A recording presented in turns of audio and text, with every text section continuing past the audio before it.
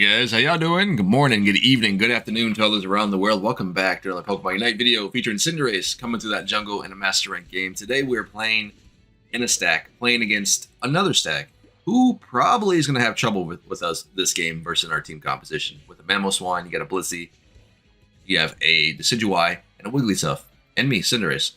Now, I can be super aggressive, I can be super passive, you know, in this game right here that we got going on.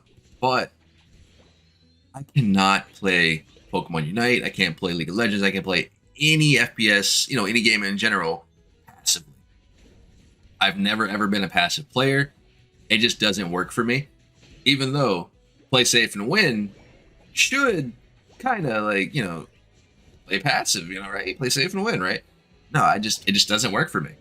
Like, I'm an aggressive style player no matter what Pokemon I'm playing, no matter what I'm doing. It's just how I play the games.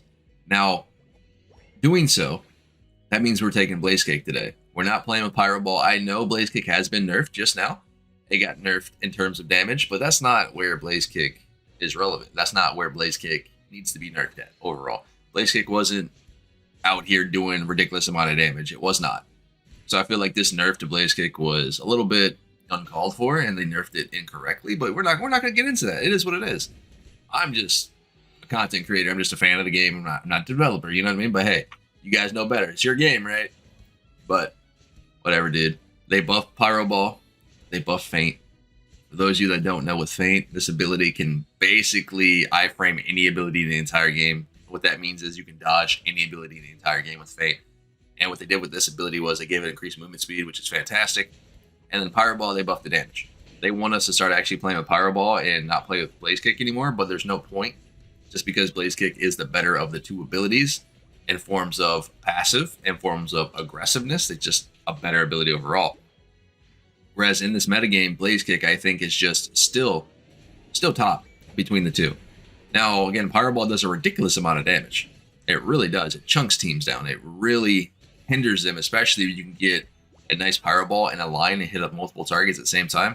Kind of like Spirit Shackle on the Decidueye or Solar Beam on Venusaur. It just does so much burst. It really does. But the downside with this ability is, I feel for me, it doesn't fit my playstyle. I am a very aggressive style player, and I cannot sit here in a bot lane in a 1-1-3 and play passive. I can't do that. This is why every Pokemon you guys see me play, 9 out of 10, your boy's jungling. Just because for me, the style of jungle allows me to initiate fights, allows me to go in whenever I want to. I have that opportunity to free roam, as Garchomp just gets styled on here, because Garchomp is lost and forgotten in the shuffle.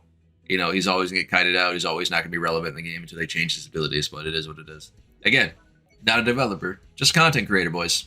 I mean, they know what they're doing. This is their game. But, you know, what do we do?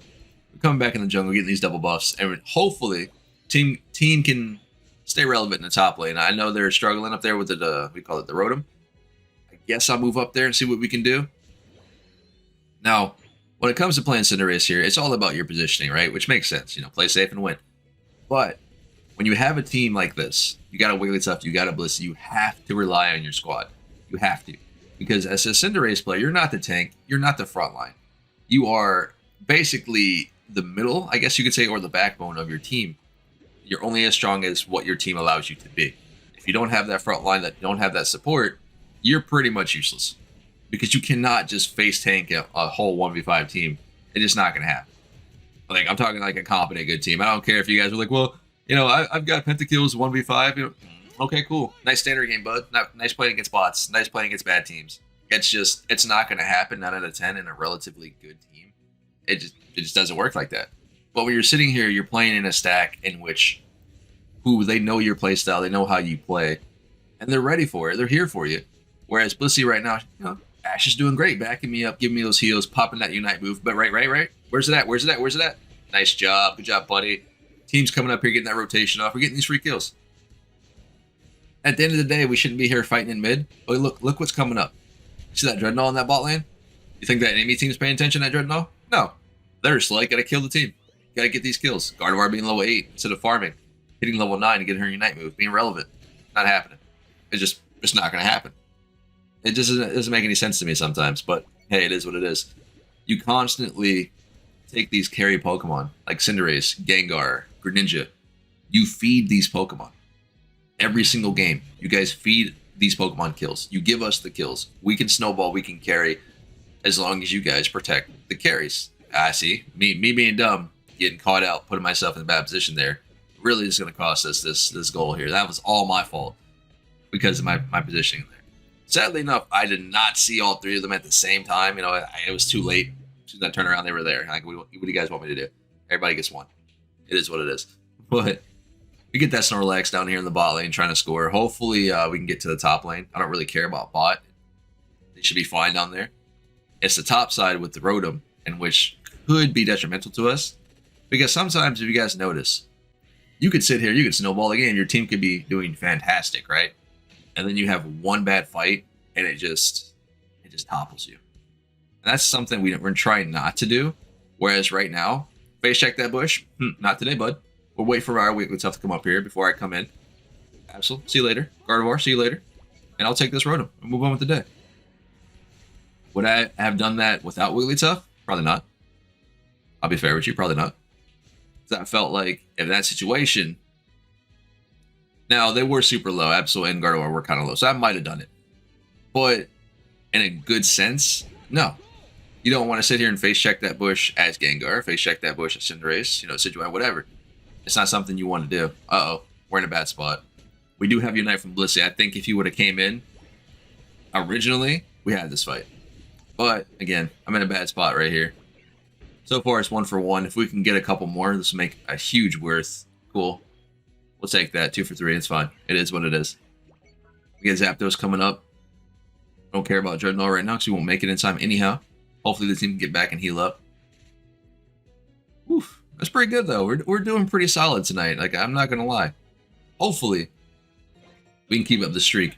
Now, I did tell you guys an update to the channel will be coming, in which, hopefully, this month, this week, coming up here, this Monday week coming up here, we will be changing into a new format on this channel. I'm about to get bodied by Pawseplays.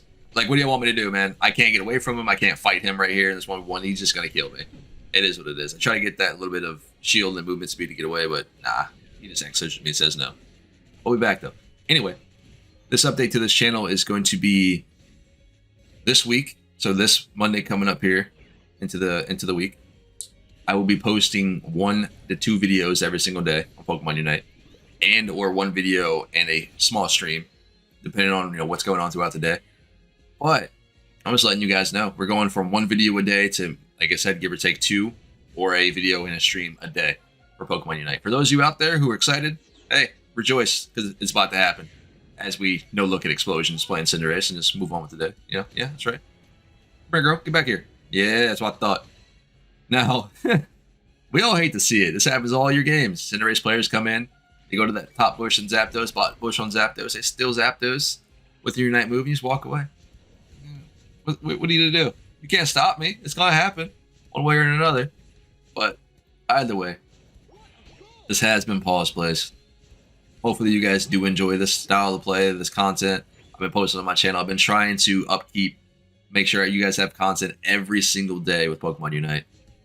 And I try to be as informative and give you guys as many tips and tricks or whatever as I possibly can without sounding like a jerk, you know what I mean? Or I know it all, whatever. But I love you guys, man. Thank you for all the comments, the support, the likes, what have you. I wouldn't be here without you. The channel is growing. We're almost at 2,000 subs. I'm super hyped for that. I'll catch you guys in the very next video. Stay safe out there. See how many kills we got this game. See y'all later.